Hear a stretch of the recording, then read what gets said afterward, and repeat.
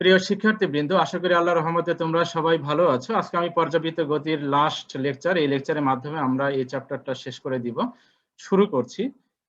তো আজকের এই লেকচারের শুরুতে আমরা পাহাড়ের উচ্চতা নির্ণয়ের কিছু ম্যাথমেটিক্যাল প্রবলেম সলিউশন করব। এরপরে খনির গভীরতা নির্ণয়ের কিছু অঙ্ক আমরা দেখার চেষ্টা করব। সবগুলো হয়তো সম্ভব হবে না। এরপরে একটি থিওরি আছে, সেটা হচ্ছে সেকেন্ড দোলক বা দোলক ঘড়ির যে কনসেপ্টটা, সেই বিষয়টা নিয়ে আমরা আজকে মূলত শর্টকাট ওয়েতে একটু আলোচনা করবো এবং এই লেকচারের মাধ্যমে আমরা এই চ্যাপ্টারটা শেষ করে দিব। আচ্ছা, প্রথমে দেখো যে টপিকটা আমাদের এখানে লেখা আছে সেটা হচ্ছে সেকেন্ড দোলক বা দোলক ঘড়ি। তো সেকেন্ড দোলক বা দোলক ঘড়ি কাকে বলে, এটার সংজ্ঞাটা আগে একটু জানতে হবে। সংজ্ঞাটা 1 মার্কের পরীক্ষায় আসে, 1 মার্কের জন্য পরীক্ষা আসে জ্ঞানমূলক হিসাবে।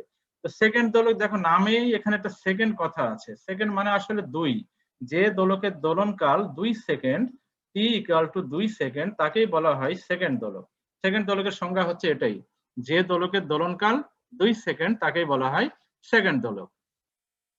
বুঝতে পেরেছো? সেকেন্ড দোলকের সংজ্ঞা হচ্ছে এটাই, যে দোলকের দোলনকাল 2 সেকেন্ড তাকে বলা হয় সেকেন্ড দোলক। তো এই সেকেন্ড দোলকের বৈশিষ্ট্য হচ্ছে যে তোমার এই সেকেন্ড দোলকটা যে তোমার ধাতু নির্মিত পদার্থ দিয়ে তৈরি। ওই যে পেন্ডুলামটা ইউজ করা হয়, পেন্ডুলাম বা ধাতব পদার্থের যে বার, যেমন আমি যদি এখানে একটা চিত্র এঁকে একটু ড্রয়িং করে দেখাতে চাই, ধর এই যে এটাই হচ্ছে তোমার সেই বার। হ্যাঁ, এই যে এটাই হচ্ছে তোমার ধাতব বার। তো এই বারটা, এটা হচ্ছে সাম্যাবস্থা, x ইকুয়াল টু 0 অবস্থা। তো এই বারটা যখন ধরো তোমার এদিকে কোন একটা অবস্থানে যাবে, ধরো তোমার এই অবস্থানটাকে নামকরণ করলাম আমি এ, আর বাম দিকে কোন একটা অবস্থানে যাবে, এটাকে নামকরণ করা হলো তোমার বি। এ থেকে বি, তার মানে এই এটাই ধরো আমার এই যে মার্কারটাই হচ্ছে বার। তাহলে এটা ডানে বামে কি হবে বলতো, দুলতে থাকবে, এই পেন্ডুলামটা ডানে বামে স্পন্দিত হবে। তো এটার বৈশিষ্ট্য হলো যে তোমার এই যে এ থেকে বি তে যেতে তার যে সময় লাগবে, আচ্ছা এ থেকে বি তে তার দোলনকালটা কিন্তু 2 সেকেন্ড, খেয়াল করো। তাহলে এ থেকে বি তে যেতে বারের কত সময় লাগবে, একটা অর্ধ দোলন। তাহলে এই অর্ধ দোলনের কত সময় লাগবে, 1 সেকেন্ড সময় লাগবে। জি স্যার। আবার বি থেকে এ আবার আরেকটা অর্ধ দোলন, সেখানে আবার সময় লাগবে কত, 1 সেকেন্ড। তো এই বারটা যখন তোমার এই যে বাম থেকে ডান দিকে যায়, তখন একটা টিক শব্দ হয়, টিক বা বিট বলা হয়। তো একবার টিক শব্দ হলে কত সেকেন্ড কাউন্ট হবে বলো, 1 সেকেন্ড। আবার ডান দিকে বামে যাবে, টিক টিক টিক টিক, এইরকম চলতেই থাকবে। তার মানে সে সর্বোচ্চ অবস্থান থেকে যখন আরেকটা সর্বোচ্চ অবস্থানে যাবে, তখন 1 সেকেন্ড কাউন্ট হবে, এটা টিক শব্দ হবে, বিট। এটাকে বলা হয় বিট। তাহলে একটা বিট মানেই হচ্ছে 1 সেকেন্ড, দুইটা বিট মানে 2 সেকেন্ড, তিনটা বিট মানে 3 সেকেন্ড। তাহলে আমার বলতো একটা সেকেন্ড দোলক, এই সেকেন্ড দোলক যে সঠিক সময় দেয়, তার দোলন কালটা কিন্তু আমরা ইজিলি এখানে বের করতে পারি। এখানে কিছু কনসেপ্ট আমি শিখাবো, যার জন্য ওইদিকে যাচ্ছি একটু। T equal to 2 pi root over L divided g. তো টি মানে কত, 2 second, that is equal to 2 into pi মানে হচ্ছে 3.14 root over L, L divided g হচ্ছে 9.8। কোন নির্দিষ্ট স্থানে জি কনস্ট্যান্ট, অঙ্ক করার জন্য আমরা 9.8 ইউজ করব। তাহলে এই সেকেন্ড দোলকটার এই যে বার যেটা আমরা ইউজ করতেছি, এই যে পেন্ডুলামটা, এই পেন্ডুলামটার দৈর্ঘ্য কত, কার্যকরী দৈর্ঘ্য কত এল, সেটা কিন্তু আমরা এখান থেকে ক্যালকুলেশন করে বের করতে পারি। 0.9927 এইরকম একটা মান চলে আসে। তো এটা অ্যাপ্রক্সিমেটলি কত বলো তো, 1 মিটার। তাহলে আমরা কি শিখলাম বলো, একটা সেকেন্ড দোলকের কার্যকরী দৈর্ঘ্য কত বলো, রেসপন্স করো। 1 মিটার। 1 মিটার। 1 মিটার, 1 মিটার, ঠিক আছে। আচ্ছা, এখন যে সেকেন্ড দোলকটার দোলনকাল হচ্ছে 2 সেকেন্ড। এখন সমস্যা হচ্ছে যে তোমার আমাদের দেশে যে সামার আছে, বিভিন্ন ঋতু আছে, এই ঋতুর মধ্যে সাধারণত 2টা ঋতু আমাদের বেশিরভাগ বোধগম্য হয়, চোখে পড়ে। একটা হচ্ছে সামার, বেশিরভাগই তো সামার, গ্রীষ্মকাল, আর কিছু সময় আমরা শীত পাই। তো এখন সামারে কি ঘটনা ঘটে বলো তো, সামারে তাপমাত্রা বেড়ে যায় না? হ্যাঁ, শব্দ না থাকলে আনমিউট করে রাখো, শব্দ না থাকলে আনমিউট করে রাখো, বাট শব্দ থাকলে মিউট করে রাখবে, রাইট? আচ্ছা, এখন সামারের তাপমাত্রা বেড়ে গেলে এই যে ধাতব পদার্থ, যে এই যে পেন্ডুলামটা ইউজ করা হচ্ছে, ধাতব বারের দৈর্ঘ্য কি হবে বলো, কার্যকরী দৈর্ঘ্য কি হবে, বেড়ে যাবে, বেড়ে যাবে। খুব গুরুত্বপূর্ণ কনসেপ্ট শিখাবো, সেটা একটু ভালো করে বুঝতে হবে। হ্যাঁ, আচ্ছা, এখন আমরা এই সমীকরণ থেকে জানি T equal to 2 pi root over L divided g. তো কোনো নির্দিষ্ট স্থানে জি তো কনস্ট্যান্ট, 2 পাই কনস্ট্যান্ট, তাহলে দোলনকালটি সমানুপাতিক কি হবে, রুট ওভার এল হবে, রাইট? জি স্যার। আচ্ছা, তাহলে দোলনকাল কার্যকরী দৈর্ঘ্যের সমানুপাতিক। আচ্ছা, এখন সামারে কি ঘটনা ঘটতেছে বলো, সামারে কার্যকরী দৈর্ঘ্য, যে ঘড়িটা সঠিক সময় দেয় তার দোলনকাল ছিল 2 সেকেন্ড, এবং তার কার্যকরী দৈর্ঘ্য ছিল হচ্ছে 1 মিটার। এটা হচ্ছে সঠিক সময় যে দোলক ঘড়িটা দেবে। কিন্তু সামারে কি ঘটনা ঘটবে? সামারে কি আমার এই দোলকটার যে কার্যকরী দৈর্ঘ্য এটা কি ওই 1 মিটারই থাকবে নাকি বেড়ে যাবে? একটু বেড়ে যাবে। একটু বেড়ে যাবে। বুশরা বলেছে, সবাই বলেছে একটু বেড়ে যাবে। কেন বেড়ে যাবে? কেননা ধাতব পদার্থের বৈশিষ্ট্য হলো তাপমাত্রা বেড়ে গেলে সেটা প্রসারিত হয়। ঠিক আছে, প্রসারিত হয়। তো তাপমাত্রা বেড়ে গেলে এটা যেহেতু প্রসারিত হয়, তাহলে কার্যকরী দৈর্ঘ্য কি হবে? বেড়ে যাবে। কার্যকরী দৈর্ঘ্য যদি বেড়ে যায় তাহলে এই যে টি সমানুপাতিক √L, এটা আমাকে কি তথ্য দিচ্ছে বলো? দোলনকাল বেড়ে যাবে, মানে ঘড়িটা আস্তে আস্তে চলবে। আচ্ছা, দোলনকাল বেড়ে যাবে। তার মানে ধরো আমি দোলনকাল আমরা পেয়ে গেলাম, সেটা ক্যালকুলেশন করে বের করতে হবে কত আসে। আমরা একটা মান দিয়ে আমরা এখানে বোঝানোর চেষ্টা করব। তো ধরো 2 ধরো তোমার 5 সেকেন্ড পেলাম আমরা, ধরো কারণ দোলনকাল আমরা এত পেলাম। সামারে যেহেতু সামারে এল বেড়ে যায়, এল বেড়ে গেলে টি বেড়ে যাবে, তাহলে টি আগে 2 ছিল, সঠিক সময় নির্ধারণকারী যে ঘড়িটা সেটা এখন হয়ে গেল টি ইকুয়াল টু 2.5 সেকেন্ড। এটা কিন্তু একটা ত্রুটিপূর্ণ ঘড়ি হয়ে যাবে, এটা কিন্তু আর সঠিক সময় দেবে না। ঠিক আছে, আচ্ছা তাহলে এটা দোলনকাল বেড়ে গেল। আচ্ছা, দোলনকাল যদি বেড়ে যায়, খেয়াল করো ওই বারটার দেখো আগে এ থেকে বি তে যেতে কত সময় লেগেছিল যখন সঠিক সময় দিয়েছে? রেসপন্স করো। 2 সেকেন্ড। 2 সেকেন্ড না, 1 সেকেন্ড। এ থেকে বি তে কথা বুঝতে হবে। তাহলে এ থেকে বি তে যেতে তার সময় লেগেছিল 1 সেকেন্ড। ঠিক আছে, এখন যে ঘড়িটা ত্রুটিপূর্ণ তার এ থেকে বি তে যেতে কত সময় লাগবে? এটার অর্ধেক, তার মানে কত? 1.25 সেকেন্ড। 1 সেকেন্ডের বেশি। 1.25 সেকেন্ড। দেখো এটা বুঝতে পেরেছো কিনা? এটা বুঝতে পেরেছো কিনা? অর্ধেক। জি স্যার। জি স্যার। তাহলে এখন বলো, আমার আগে এ থেকে বি তে যেতে সময় লেগেছে 1 সেকেন্ড, এখন সময় লেগেছে কত? 1.25 সেকেন্ড, ওই সেম দূরত্ব যেতে। তাহলে কি এই এই যে পেন্ডুলামটা, এই দোলকটা কি দ্রুত চলবে না আস্তে আস্তে যাবে? আস্তে আস্তে ধীরে আস্তে আস্তে যাবে। ধীরে ধীরে চলবে, স্লো চলবে, আস্তে আস্তে যাবে। আচ্ছা বলো তো, আস্তে আস্তে যদি তুমি যাও তাহলে তোমার লাইফ থেকে সময়টা কি হয় বলো তো? সময় কি তুমি লাভ করো নাকি সময়টা লস হয়? লস হয়। লস হয়, লস হয়। ধরো তোমার তুমি কোন একটা বান্ধবীর সাথে দেখা করতে যাবে, তো ধরো আগে তুমি যেতে 1 সেকেন্ড সময়, এখন যাচ্ছ 1.25 সেকেন্ড সময়। তাহলে এই যে 0.25 সেকেন্ড পরে তুমি যাচ্ছ, তাহলে ওই সময়টা কি হলো? লস হলো না? কেননা তুমি যদি 1 সেকেন্ড সময় যেতে তাহলে অনেক গল্প হতো। 0.25 সেকেন্ড পরে যাচ্ছে, তার মানে অনেক কিছু মিসিং হয়ে যাচ্ছে। ব্যাপারটা এরকম না? তার মানে সেক্ষেত্রে এটা লস হয়। তার মানে কি শিখলাম আমরা বলো? এই টপিক থেকে আমরা কি শিখলাম? কয়েকটা তথ্য আমরা শিখলাম। তথ্য নাম্বার 1, যে সরল দোলকের বা সেকেন্ড দোলকের কার্যকরী দৈর্ঘ্য যদি বেড়ে যায় তাহলে দোলনকাল বেড়ে যায়। আর দোলনকাল যেহেতু বেড়ে যাচ্ছে, তাহলে এই দোলক ঘড়িটার যে গতি, মোশন, এই মোশনটা কি হবে? সেটা ধীরে ধীরে চলবে, স্লো চলবে। আর স্লো চলার কারণে সেটি সময় হারাবে, সময় লুজ করবে। এই তথ্যগুলো বুঝতে পেরেছি কিনা এটা আমাকে বলো। স্যার শেষের কথাগুলো আরেকবার একটু বলবেন? হ্যাঁ, শেষের কথাগুলো আমি আবারও বলছি যে একটা ধাতু, তোমার সেকেন্ড দোলক যেহেতু ধাতু নির্মিত পদার্থ দিয়ে তৈরি, তাহলে সামারে এটার কার্যকরী দৈর্ঘ্য বেড়ে যায়। স্ট্যান্ডার্ড কার্যকরী দৈর্ঘ্য হচ্ছে 1 মিটার, তার চেয়ে 1 মিটারের চেয়ে বেশি হয়ে যায়। তো বেশি হওয়ার কারণে দোলনকাল বেড়ে যাবে। আমরা উদাহরণ হিসেবে দিয়েছি 2.5। ঠিক আছে, তার মানে এখন ওর এ থেকে বি তে যেতে এখন সময় লাগবে 1.25 সেকেন্ড অর্ধ দোলনে। তাহলে আমার আগে লেগেছে 1 সেকেন্ড, এখন লাগতেছে হচ্ছে 1.25 সেকেন্ড। তাহলে এটা কিভাবে চলবে? ধীরে ধীরে চলবে। আর ধীরে ধীরে চলা মানে সেটি সময় হারাবে। এই যে ধীরে ধীরে চলা, এটা হচ্ছে তার গতি। আগে যে গতিতে চলেছিল এখন তার চেয়ে ধীর গতিতে চলবে। আর ধীর গতিতে চলার অর্থ হলো সেটি সময় হারাবে। আর সময় হারানোর কারণে তোমার এটা যেহেতু দোলনকাল পরিবর্তন হয়ে গেছে, সুতরাং এই ঘড়িটা কিন্তু আর সঠিক সময় দেবে না। এটা ত্রুটিপূর্ণ ঘড়ি, এটা তোমার ভুল সময় দেবে। কিন্তু সঠিক সময় নির্ধারণকারী যে ঘড়িটা, ওই যে যার দোলনকাল 2 সেকেন্ড, সে একদিনে কতটা টিক শব্দ করবে বা বিট দিবে বলো? তো একদিনে কত সময়? 24 ঘন্টা। তো 24 ঘন্টায় সেকেন্ডে নিয়ে আসলে কত হয়? 86,400। 86,400 এত সেকেন্ড সময় দেবে বা এতটি বিট দিবে, এতটি বিট। বা এটাকে তোমরা শব্দ বলতে পারো। একটা শব্দ হওয়া মানে 1 সেকেন্ড কাউন্ট হবে, একটা শব্দ হওয়া মানে 1 সেকেন্ড কাউন্ট হবে, বা একটা বিট হওয়া মানে 1 সেকেন্ড কাউন্ট হবে। তার মানে কি, যতটা বিট হবে তত কি হবে? সেকেন্ড কাউন্ট হবে। তাহলে যে ঘড়িটা সঠিক সময় দেবে সেটা এতটা টিক শব্দ করবে বা বিট দিবে। কিন্তু এই যে তোমার টি ইকুয়াল টু যে 2.5, এটা তো দোলনকাল কি 2 সেকেন্ড আছে না, চেঞ্জ হয়ে গেল, চেঞ্জ হয়ে গেল। এটা ধীরে ধীরে চলবে, ধীরে ধীরে চলে সময় হারাবে। তার মানে এটার ক্ষেত্রে কিন্তু এই যে ৮৬,৪০০ থাকবে না, এটা ত্রুটিপূর্ণ ঘড়ি হয়ে যাবে। তো সেটা দোলনকাল পরিবর্তন হবে, সেটা আমরা ক্যালকুলেশন করে বের করব। আগে তত্ত্বগুলো আগে জানো, তাহলে আমরা সামারে কি ঘটনা ঘটে সেটা আমরা জেনে গেলাম। এবারে চলে আসে শীতকাল। শীতকালে কি ঘটবে বলো? শীতকালে কার্যকরী এটা কি হয়, সংকুচিত হয়ে যায়। শীতকালে আমরা নিজেরাই কি করি বলতো, একটু জড়ো সড়ো হয়ে থাকি না?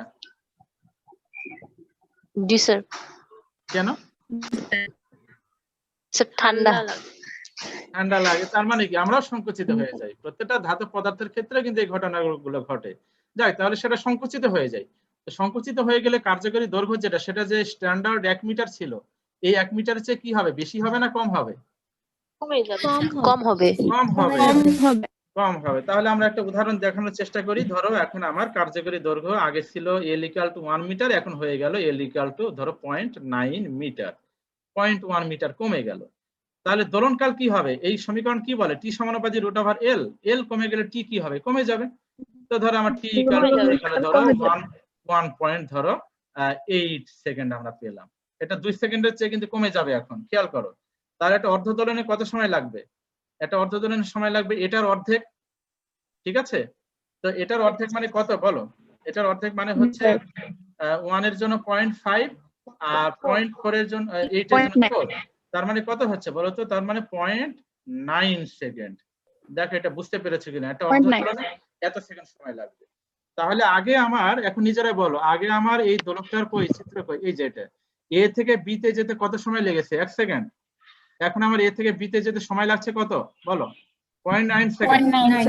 তাহলে এটা কি দ্রুত চলবে না ধীরে চলবে? দ্রুত চলবে। দ্রুত চলবে। তুমি অনেক আগে গিয়ে দেখা করবা তুমি, তাহলে দ্রুত চলবে। তো দ্রুত চলা মানে কি বলো তো? সময় লাভ করবে, সময় লাভ করা। তাহলে দেখো, সময় লুজ করা বা হারানো, সময় লাভ করা বা অর্জন করা, ফাস্ট চলা, এর গতি যেটা ব্যাখ্যা করা হলো, এর কেন এইগুলো ঘটে সেগুলো বুঝতে পেরেছে কিনা একটু আমাকে বলো। জি স্যার। জি স্যার। এখন প্রশ্ন হচ্ছে, এই যে দোলনকাল যে পরিবর্তন হয়ে যাচ্ছে, আরো অনেক কথাবার্তা আছে, অত ডিটেলস আমরা যাব না, আমরা ম্যাথমেটিক্যাল প্রবলেমের দিকে একটু যাওয়ার চেষ্টা করব। সেটা হচ্ছে যে কার্যকরী দৈর্ঘ্য আবার অ্যাডজাস্ট করা যায়। পিছনের দিকে তোমার ওই বারের সাথে একটা স্প্রিং ইউজ করা হয়, স্প্রিং। ওই স্প্রিংটার মাধ্যমে আবার এই লেন্থটাকে আবার অ্যাডজাস্ট করা হয়। তোমার ধরো এটা বারের মাঝখানে একটা স্প্রিং ইউজ করা হয়। এই স্প্রিং এর কাজই হলো যে তোমার দৈর্ঘ্য বেড়ে গেলে এটা আবার মেকানিক্যাল ব্যবস্থার মাধ্যমে এটা করা যায়, সেটা আবার সংকুচিত হয়ে তার স্বাভাবিক যে তোমার কার্যকরী দৈর্ঘ্য সেটা বজায় রাখতে হয়। তো সেটা যারা তৈরি করে, তারা ম্যানুফ্যাকচার, ওরা ওইভাবে ওই স্ক্রিনটাকে ওখানে সেট করে। তো সেদিকে আমাদের যাওয়ার প্রয়োজন নাই। আমরা শুধু এখানে যেটা জানবো সেটা হচ্ছে যে একটা সেকেন্ড দোলক যে সঠিক সময় দেয়, তার দোলনকাল হবে 2 সেকেন্ড, কার্যকরী দৈর্ঘ্য হবে 1 মিটার। আর যেটা ত্রুটিপূর্ণ, তার দোলনকাল এটা 2 সেকেন্ড আর থাকবে না, কার্যকরী দৈর্ঘ্য সেটা কি হবে, পরিবর্তন হবে। সেই রিলেটেড যে তথ্যগুলো আছে সেগুলো আমরা একটু দেখবো এখানে। তো এখন দেখো, এই যে কার্যকরী দৈর্ঘ্য পরিবর্তন হবার কারণে দোলনকাল যে পরিবর্তন হচ্ছে, এটা ওখানে আমরা কিভাবে বের করব?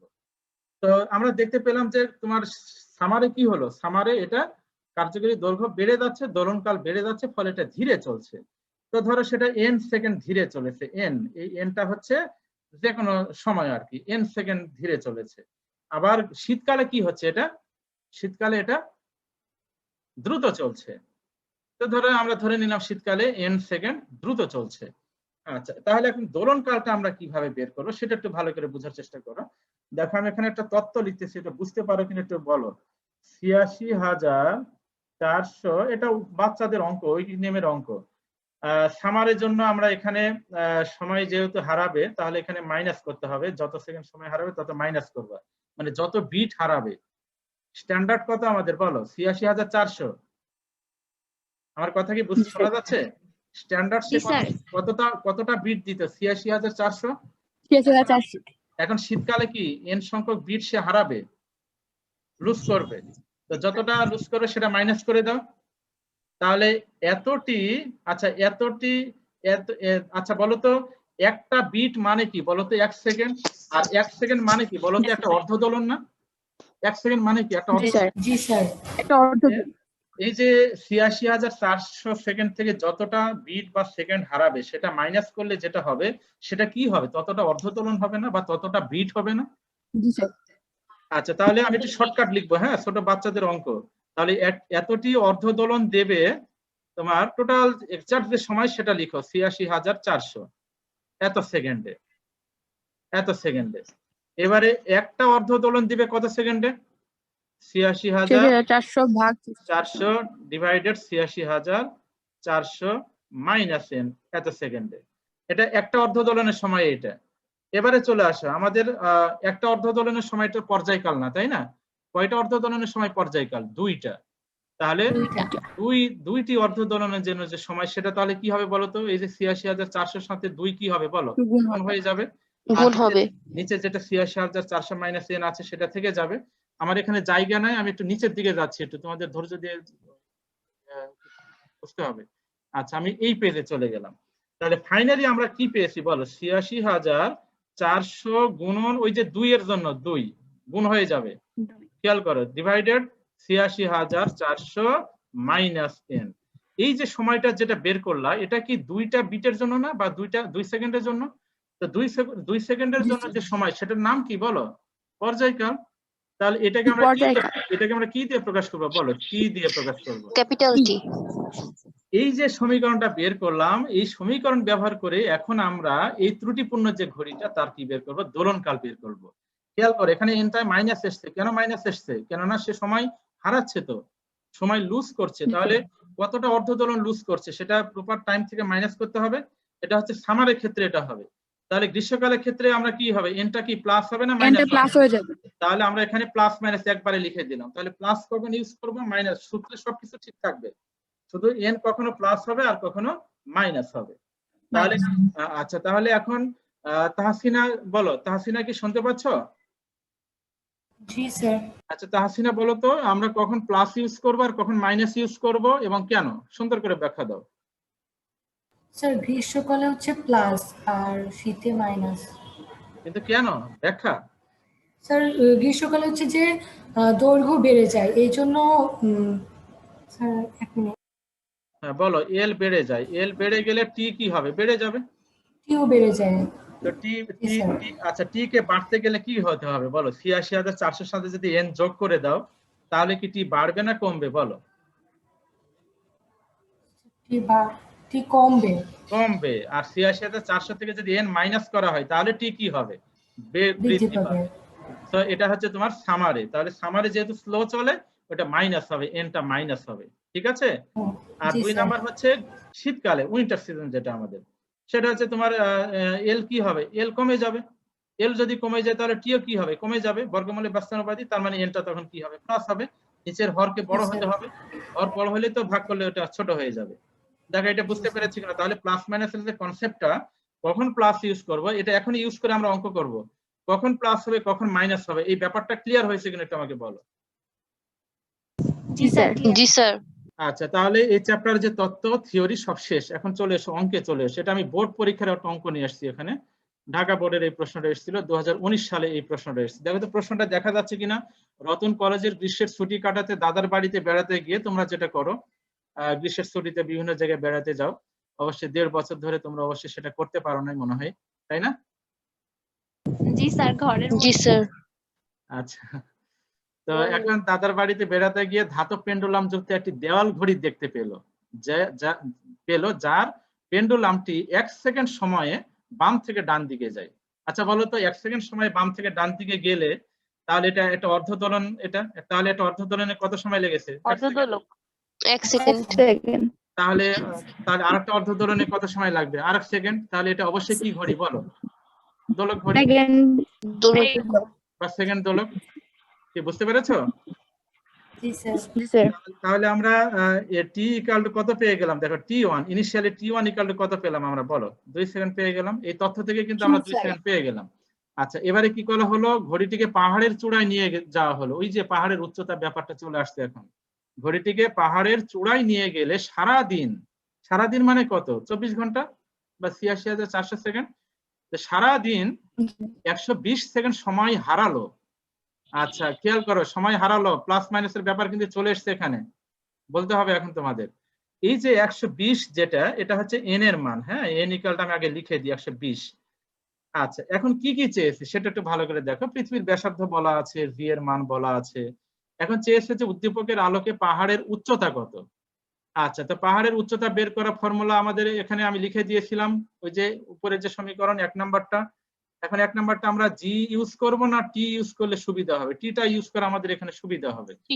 আচ্ছা, তো এখন বলো তো, আমি সমীকরণটা লিখতেছি, দেখো এইচ ইকুয়াল টু, সমীকরণটা কত যেন আমি ভুলে গেলাম, একটু দেখে আসি, T2/T1, T2 by T1 minus 1. H equal to T2 divided T1 minus 1 into R. R মানে পৃথিবীর ব্যাসার্ধ। এই যে পৃথিবীর ব্যাসার্ধের মান কিন্তু উদ্দীপকে বলা আছে যে 6450 কিলোমিটার, কিলোমিটারকে মিটারে নিয়ে যাবে, তাহলে আর এর মান আমাদের জানা। আচ্ছা, T1 এর মানটা কত? T1 এর মানটা আমাদের জানা। এবারে T2টা কোথাকার বলো তো? T2টা হচ্ছে ওই যে ঘড়িটিকে যে পাহাড়ের চূড়ায় নিয়ে গেলে এর ফলে যে 120 সেকেন্ড সময় হারালো, ওই পাহাড়ের চূড়ায় যে দোলনকাল, সেটাই হচ্ছে T2। তো T2 বের করার জন্য এখন বলো, পাহাড়ের চূড়ায় নিয়ে গেলে এর দোলন তোমার সময় কি হারাচ্ছে না? জি স্যার। সময় যদি হারায় তাহলে এখন চলে এসো, T2 that is equal two 86400 গুণন 2 ডিভাইডেড, অঙ্ক খুবই সহজ, 86400 প্লাস এন না মাইনাস এন? মাইনাস। প্লাস দিলে কিন্তু Minus. আর অঙ্ক হবে না, মাইনাস এন হবে। কেন মাইনাস হবে? হারিয়েছে, সময় হারালো সে। ঠিক আছে, তাহলে দেখো সবগুলো মান আমাদের এখানে জানা আছে, এন এর মান আমাদের জানা, বাকি সবগুলো তো কনস্ট্যান্ট। তাহলে ক্যালকুলেশন করলে কি T2 পাওয়া যাবে না? এই T2 ক্যালকুলেশন করে দেখো 2 এর বেশি এসেছে, কত এসেছে একটু আমাকে জানাও। স্যার 2.008। 2.008। ক্যালকুলেশন গুলো যেন ভুল না হয়, হ্যাঁ, আমি তোমারটাই লিখলাম এত সেকেন্ড। তাহলে দেখো T1 টা ছিল 2 সেকেন্ড, এখন কত হয়ে গেল? তার চেয়ে বড় হয়ে গেল না? জি স্যার। আচ্ছা, তাহলে এখন বলো পূজা বণিক, বলো তাহলে আমরা এইচ বের করতে পারবো কিনা? T2 জানা, T1 জানা, জি আর স্যার, জানা, পারবো। তাহলে ক্যালকুলেশন করলে আমরা হাইট পেয়ে গেলাম। কি বুঝতে পেরেছো? জি স্যার। আচ্ছা, এবারে জি, দেখো পরের যে প্রশ্নটা চেয়েছে সেটা হচ্ছে ঘড়িটিকে পাহাড়ের চূড়ায় নিয়ে যাওয়ার পর দোলনকাল অপরিবর্তিত রাখতে কি ব্যবস্থা নিতে হবে। আচ্ছা, দোলনকালটা কি রাখতে তারের চাচ্ছ? দৈর্ঘ্য। তাহলে আমরা কার্যকরী দৈর্ঘ্যের পরিবর্তন করতে পারি। আচ্ছা, এখন বলো তো, আমরা এটা একটু বড় করে দিচ্ছি। আচ্ছা, এখন বলো T ইকুয়াল টু, খেয়াল করো, T equal to 2 pi root over L divided G। এখান থেকে বলো দোলনকাল পাহাড়ের নিচে যা ছিল উপরে গেলেও তাই থাকবে, অপরিবর্তিত রাখতে চাচ্ছ, তাহলে T কি হবে বলো? পরিবর্তন হবে না, কনস্ট্যান্ট। তাহলে T কনস্ট্যান্ট, 2 পাই কনস্ট্যান্ট। তাহলে এই সমীকরণ থেকে কি আমরা লিখতে পারি L সমানুপাতিক রুট ওভার L সমানুপাতিক G? জি স্যার, না লিখতে স্যার, পারি। 1/g। বুঝটা লেখা হ্যাঁ। যাবে? জি স্যার। জি স্যার, লিখা যাবে। কেয়া জাহান,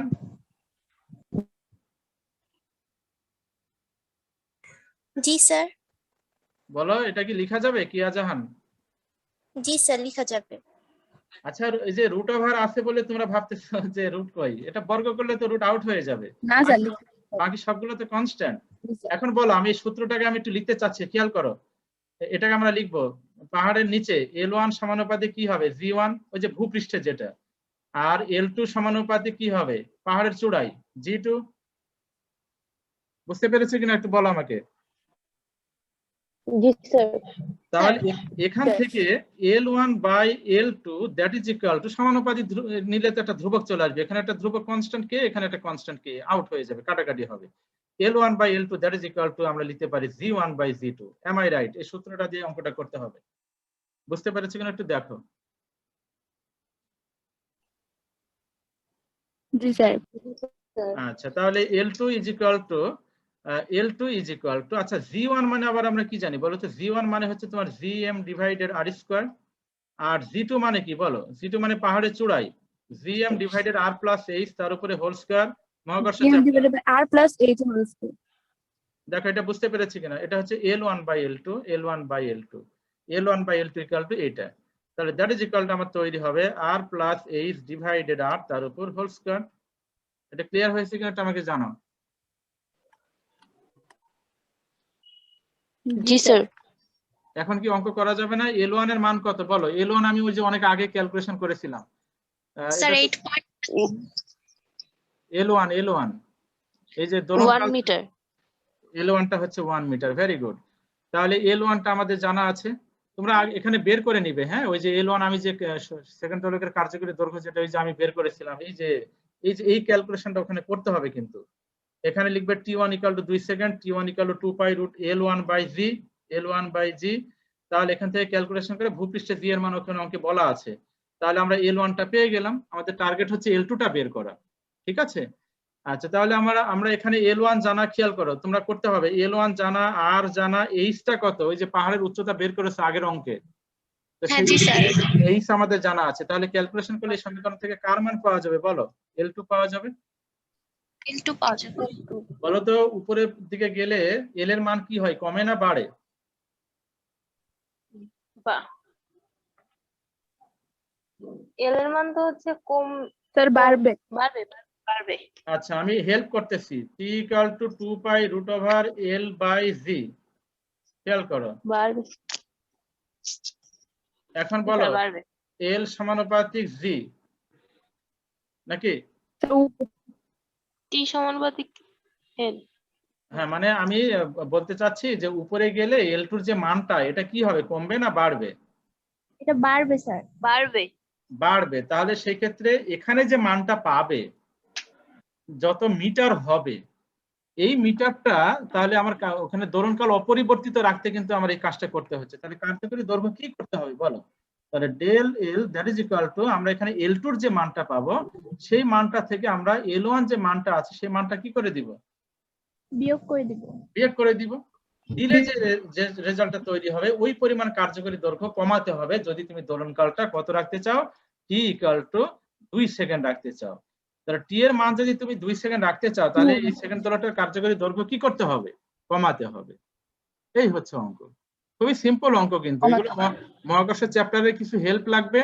মহাকর্ষের চ্যাপ্টারের সূত্রগুলো মুখস্থ রাখতে হবে, যে জি বের করার যে সূত্রগুলো, আর নতুন যে সূত্র তৈরি হলো এখানে দোলনকাল বের করার, আর যে পাহাড়ের উচ্চতা নির্ণয়ের যে ব্যাপারটা, তো এটা ক্লিয়ারলি বুঝতে পেরেছি কিনা এটা আমাকে বলো। এই অঙ্কটা, এটা ঢাকা বোর্ড 2019 সালের প্রশ্ন এটা।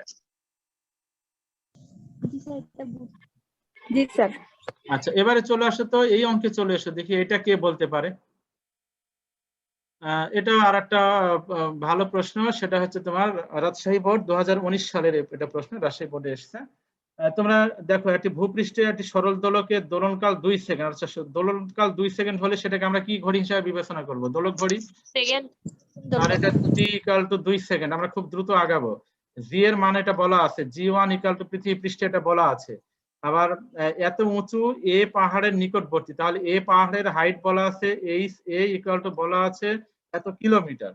পাহাড়ের নিকটবর্তী অপর একটি পাহাড় বি তে দোলক সরল দোলককে দোলালে তা 1 ঘন্টায় এতটি পূর্ণ দোলন সম্পন্ন করে। তাহলে এখানে কি বলা হয়েছে, এ পাহাড়ের উচ্চতা বলা আছে, সেই পাহাড়ের নিকটে আরেকটা পাহাড় আছে যেটাকে বলা হচ্ছে বি।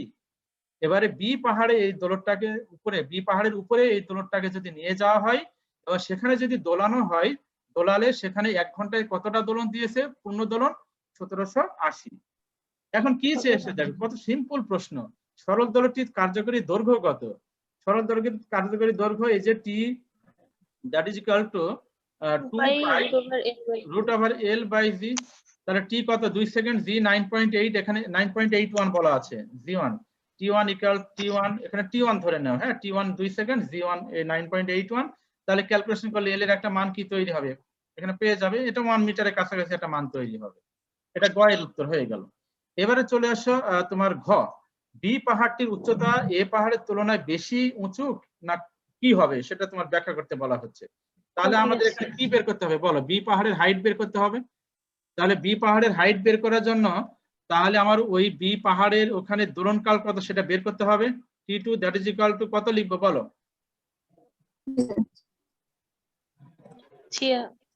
400 × 2। না, এটা বের করার শর্টকাট একটা তথ্য এখানে বলা আছে, দেখো 1 ঘন্টায় কতটা পূর্ণ দোলন দেয়। দোলনকাল মানে কি? দোলনকাল মানে কি? একটা পূর্ণ দোলন সম্পন্ন হতে যে সময় লাগে, n সংখ্যক দোলনের সম্পন্ন হতে সময় লাগে 30 সেকেন্ড। তাহলে একটা দোলন সম্পন্ন হতে কত সময় লাগবে? T/n, এটাই হচ্ছে দোলনকাল। এই সূত্রটা মনে রাখতে হবে কিন্তু। তাহলে এখানে টি এর মান কত? 1 ঘন্টা মানে কি 3600, আর এখানে n মানে হচ্ছে পূর্ণ দোলন কত? 1780। তাহলে এটা ক্যালকুলেশন করলে আমরা কত পেয়ে যাচ্ছি? 2 পয়েন্ট কত আসে দেখো।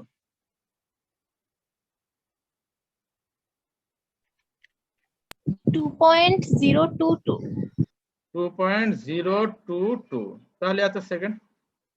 তাহলে টি2 আমাদের জানা হয়ে গেল, টি1 আমাদের জানা আছে। এবারে আমরা পাহাড়ের উচ্চতা বের করব, হাইট, বি পাহাড়ের height, that is equal to T two divided T one minus 1 whole into R. তাহলে আমার এখানে টি2 জানা, টি1 জানা, আর জানা, ক্যালকুলেশন করলে আমরা বি পাহাড়ের হাইটটা আমরা পেয়ে যাবো। কত কিলোমিটার বের করো, প্রথমে মিটারে আসবে, এরপরে 1000 দিয়ে ভাগ করলে কিলোমিটার আসবে। তাহলে এই যে বি পাহাড়ের যে হাইটটা বের করলা, এটা যদি তোমার এই যে 8.85 এর সমান হয় তাহলে এই পাহাড়ের সমান হবে। আর যদি তোমার বি পাহাড়ের হাইটটা, তাহলে মান থেকে এটা কম্পেয়ার করতে হবে। বুঝতে পেরেছো কি? এটাই বলেছে সেটা, বি পাহাড়টির উচ্চতা এ পাহাড়ের তুলনায় বেশি উঁচু কিনা। সবাই কি বুঝতে পেরেছো? জি স্যার। জি ভেরি সিম্পল অঙ্ক।